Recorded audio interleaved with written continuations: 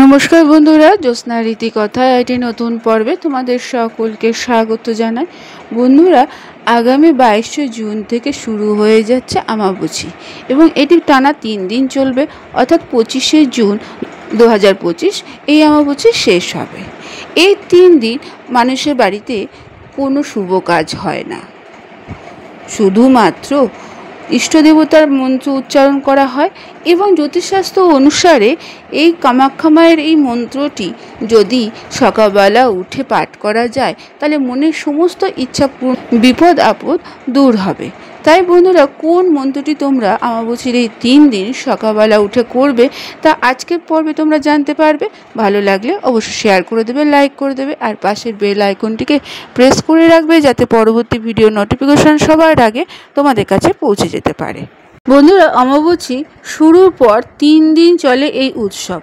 চলতি বছর অর্থাৎ 2025 সালে অমাবস্যা উৎসবটি প্রবৃত্তি হবে অর্থাৎ শুরু হবে আগামী 22শে জুন অর্থাৎ 7ই আষাঢ় রাত 11টা 3 মিনিটে এবং নিবৃত্তি হবে অর্থাৎ সমাপ্তি হবে 25শে জুন অর্থাৎ 10ই আষাঢ় বিকেল 4টে 24 মিনিটে। বন্ধুরা, প্রচলিত বিশ্বাস অনুযায়ী কামাখ্যা মায়ের উপাসনা করলে দেবী শীঘ্র ফল প্রদান করেন। শ্রদ্ধা ভক্তি সহকারে কামাখ্যা দেবীর পুজো করলে ব্যক্তি সুখ ভোগ করে, দুঃখ কষ্ট তার দূর হয়ে যায়।